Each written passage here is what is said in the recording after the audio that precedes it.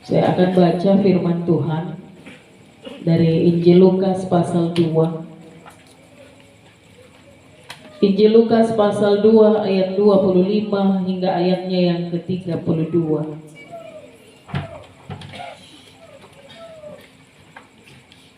Injil Lukas pasal 2 ayat 25 hingga ayat yang ke-32. Sabda Allah demikian. Adalah di Yerusalem seorang bernama Simeon. Ia seorang yang benar dan saleh, yang menantikan penghiburan bagi Israel.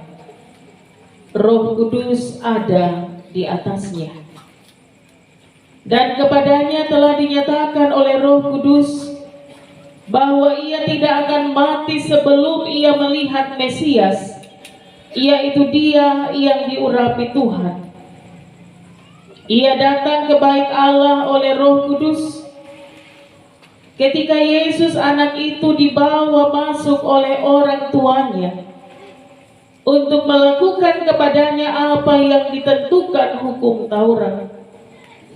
Ia menyambut anak itu dan menatangnya sambil memuji Allah, katanya, "Sekarang Tuhan, biarkanlah hamba-Mu ini pergi dalam damai sejahtera sesuai dengan firman-Mu.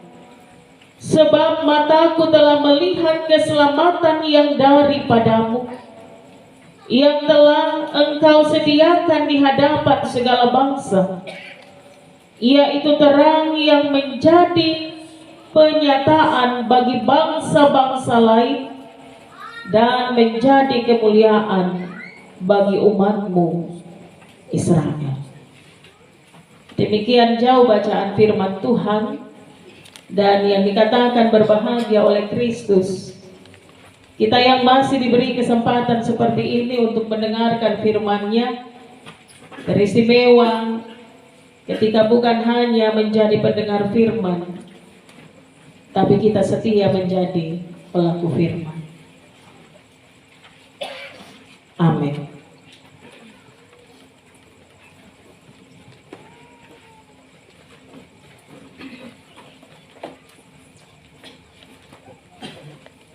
Ayat 29 hingga ayat yang ke-30 menjadi nats perenungan kita pada malam hari ini. Biarkanlah hamba-Mu ini pergi dalam damai sejahtera sesuai dengan firman-Mu. Sebab mataku telah melihat keselamatan yang daripada-Mu.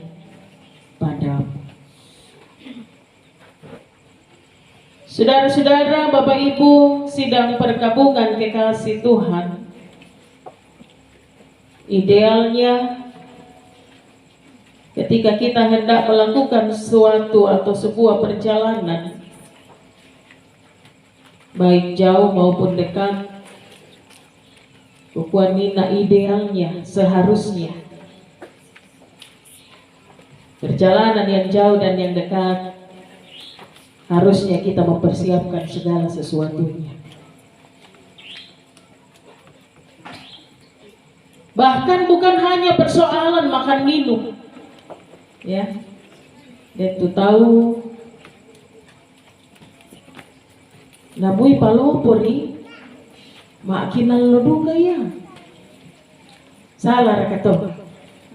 Nah itu daripada pingsan dah kok. Mana dilare-lare, dibuka waktu bekal pertama, Tupperware, Papua Susiaku. Ini tandai duka leh. Mana dilare-lare teh? Mangkau ni nabuka tu burasa apa mai? Burasa dan teman-teman. Dan memanuk. Tak sia duku asu bah. Masalah makinan lagi duku asu. Oh bisa. Oh iya bisa ke selerata le. Asu kan. Ya. Mana dilare-lare tuh? Manila mendaki om itu. Ya sampo do iyo pa yun pala yun eh. Namoy ka pag tutup mata ng mga motor. Maninteng. Ano tayo? Oh iyo. Pengaruh. Setiap hari kita jalan ya. Jadi Manila mendaki sampo do. Aku di mana mikir ini? Matumbay. Aku mandeo mina. Ando Jadi belum sampai Palopo. Padahal tadi di rumah jam 5 subuh itu sudah sarapan 3 piring. Perjalanan Padang Sapa Palopo pental lendung ya mempana ya baru ini bukan makanan ringan, makanan berat ya, ayam dan teman-teman. Yang penting jangan bawa tua di jalan ya. Tadi sehat itu malah ngoda gitu ya. Nah penting sekali Bapak Ibu Saudara-saudara mempersiapkan segala sesuatunya ketika kita mau memulaikan sebuah atau suatu perjalanan. Tadi saya mengatakan bukan hanya pada perkara makanan dan minuman, tetapi yang paling penting adalah setidaknya kita mulai mempersiapkan diri. Kira-kira lamanjo nak Palopo teh. Kira-kira tujuan saya apa? Ya. Saya mau ke Toraja besok. Apa tujuannya? Mengapa ini menjadi sebuah atau sesuatu yang sangat penting? Karena ketika kita punya tujuan, maka kita akan digerakkan dengan tujuan itu. Ya. Jangan nanti kita sampai di Palopo, tak sia talapusan. Sama daerah kita. Tapi jangan sampai ketika kita sampai di Palopo tanpa tujuan yang jelas, bisa saja ya kita muter-muter di Palopo. Puna sentral bote. Karena kita tidak punya tujuan ya bingung kita. Di sentral mau beli apa? Tadinya mau beli emas. Tapi karena sudah terpikat, wah di Tirom itu sepatu yang berkaca-kaca. Ya, nak kurai solat itu ibu-ibu. Supaya bisa kita kaca aja benar dipakai juga mak kaca. Ya. Kita tidak punya tujuan, jadi mata itu dikalahkan oleh segala yang kita lihat.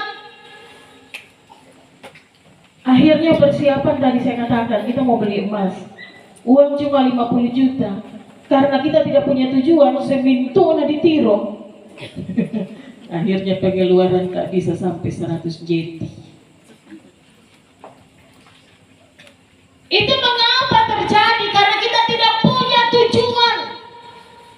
Apa tujuan kita untuk berangkat ke Palopo? Bukan pada persoalan makan minum, bukan pada persoalan nanti kita singgah di Hyper, kita singgah makan di KFC. Ya sabang mikir malah KFC. Dan aku tanai ki ampun tak apa tuh KFC nenek. Aku ama nenek nanti aku kakutan deh. Lendo apa nak? Nakan dia tahu bukan dia duka. Namui es krim ku patah madu katasku. Sampai di Padang Campa. Macam lo udah betul.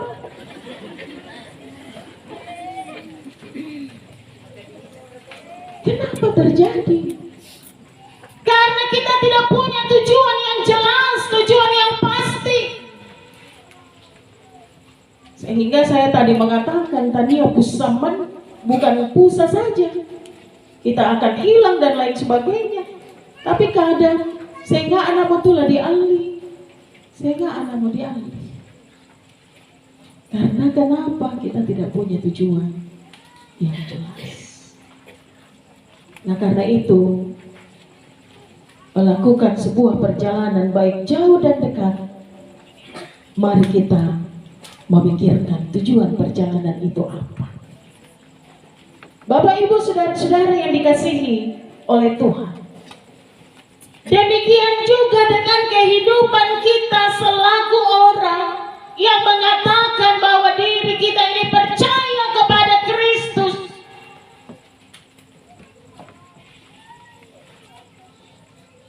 Kalau kita ditanya, apa tujuan hidupmu dalam Kristus? What do you want to say? Apa yang hendak kita katakan? Apa tujuan kehidupan kita sebagai orang Kristen di dalam Kristus?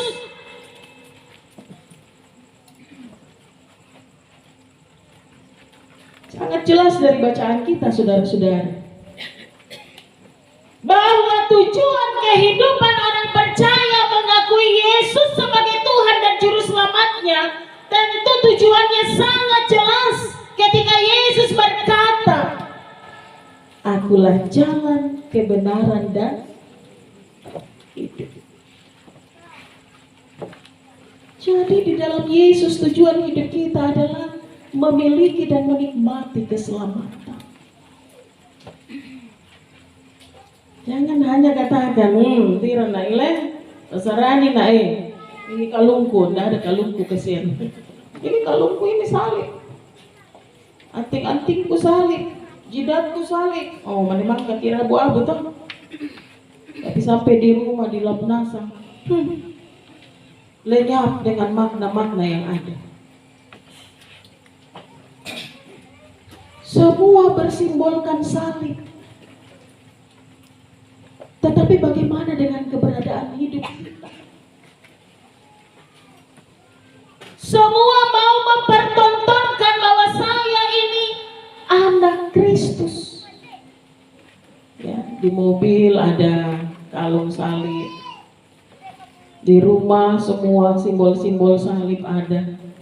Yesus ada di ruang makan, di ruang tamu. Tapi banyak orang pasang Yesus di ruang makan.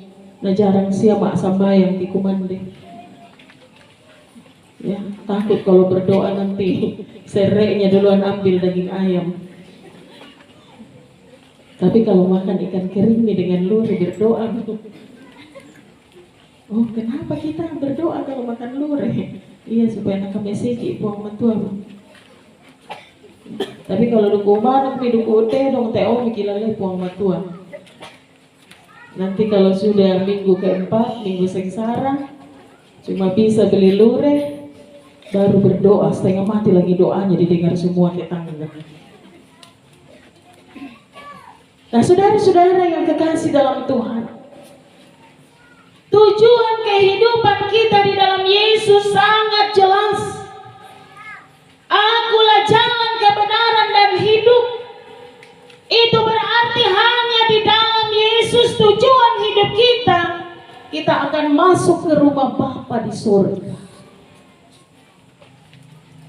Dan ini yang sungguh diaminkan oleh Simeon dalam bacaan kita. Ya. Ini bukan bacaan yang ya emang potabela rami, tapi ini sudah bacaan yang sangat umum bagi kita tentang Simeon.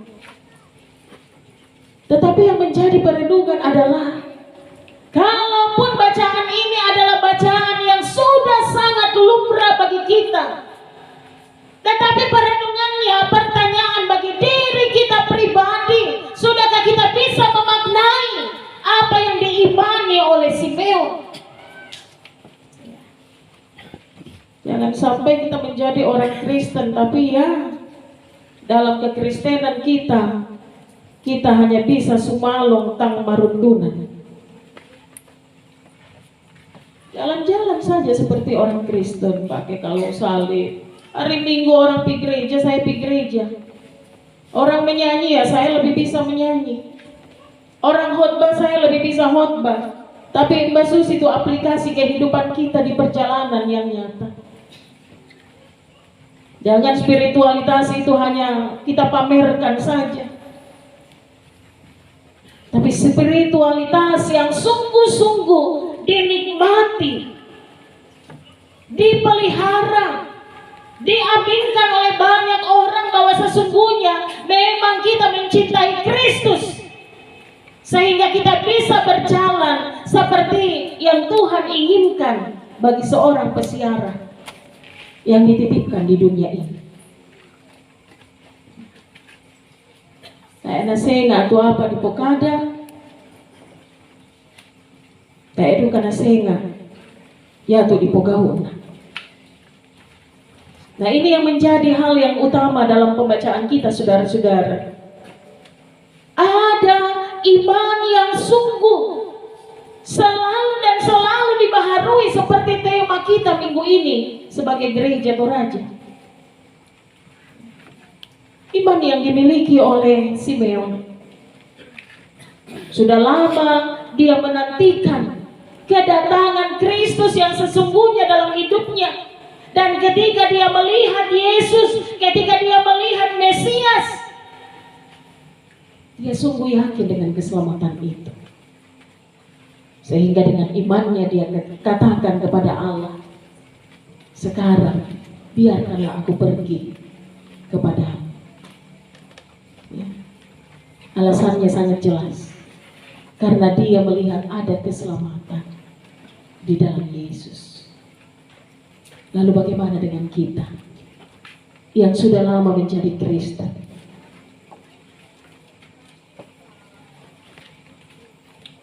Firman Tuhan menantang kehidupan iman kita semua. Biasa mau kupokada, dak naden patobate mane sadar nasan ki.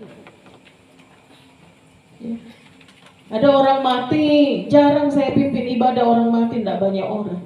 Why? Kenapa?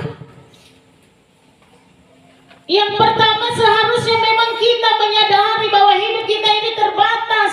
Satu kali kelak kita akan mengalami hal yang sama. Tapi jangan sampai orang ya, sama waktu kita COVID ya 2020, dilarang ki banyak-banyak. Nah banyak terus orang di gereja kira. Why? Kenapa? Karena orang takut mati. Ya, udah dilarang gini satu kursi harus 3 orang. Tapi tiro nih si DPD kena mau isu si aku kapuan, ku paramping di dekat tekaleku. Ya, mengapa saudara? Karena orang takut mati. Kenapa ibadah penghiburan banyak orang takut mati? Padahal sebenarnya bukan seperti itu tujuan kita. Ya. Coba kalau tidak ada orang mati. Di gereja tidak ada orang mati. Pasti yang jarang ke gereja nih kan parah ya tuh. Lah me pareo mikir kok manikuli si gereja.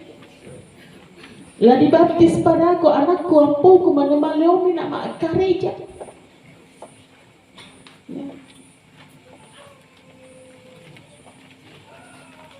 Ini penting untuk kita renungkan saudara-saudara. Mengapa? Kenapa orang justru takut mempersiapkan hidupnya untuk mati? Karena belum yakin soal keselamatan.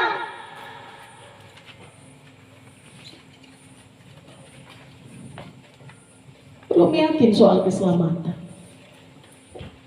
Karena yang hanya dipikirkan adalah perkara kehidupan dunia. Saya ingat satu cerita. Ini seorang tentara. Mohon maaf kalau ada tentara ya di sini. Ini kisah nyata ini. Seorang tentara tiba-tiba dia sakit ya. Tiba-tiba ketahuan dia itu ada kanker stadium sekian. Lalu dokter menyarankan, tidak bisa Pak, Bapak ini harus dioperasi. Lalu dia katakan, oke, saya siap. Akhirnya sebelum masuk tempat operasi, perawat, suster dan lain sebagainya bilang begini, "Pak, panggil dulu istri ta, panggil anak ta, minta maaf memang nih Pak, ini, karena kita enggak tahu." Apa Pak tentara bilang? "Oh, enggak perlu." Saya pikir itu enggak perlu. Selama hidup saya baik dengan istri saya, dengan anak saya. Dan kami sudah berdoa sebelum saya masuk di sini. Jadi saya pikir itu tidak perlu. Lakukan tugas Anda. Ya, lalu Pak tentara ini dioperasi. Beberapa waktu kemudian dia sadar. Dokter langsung datang bilang sama dia, "Kenapa Bapak begitu yakin?"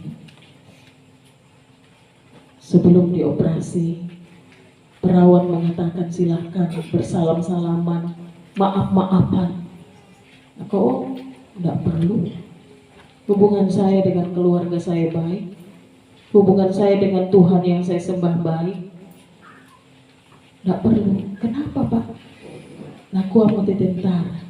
Karena saya yakin. Saya hidup atau mati, saya sudah tahu juru selamat ada buat saya. Jadi dia katakan, "Lama nak ki gagal te operasi, inangku si sola mirapong matu. Saya sudah bersama dengan Tuhan. Saya mau kembali, saya sehat. Saya kembali juga akan kembali dengan istri dan keluarga. Dan saya akan tetap diberkati oleh Tuhan." Kuncinya satu, saudara. Dia yakin bahwa keselamatan itu sudah ada buat dia. Ini iman orang Kristen. Lalu bagaimana dengan Kristennya kita?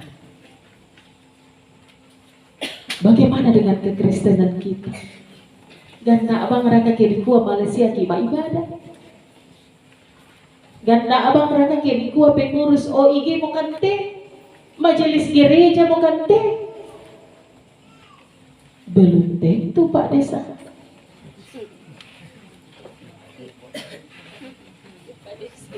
Nalirik na Pak Desa. Biar saja Pak Desa tersinggung, supaya kita sama-sama tersinggung dan bertobat. Ya, belum tentu.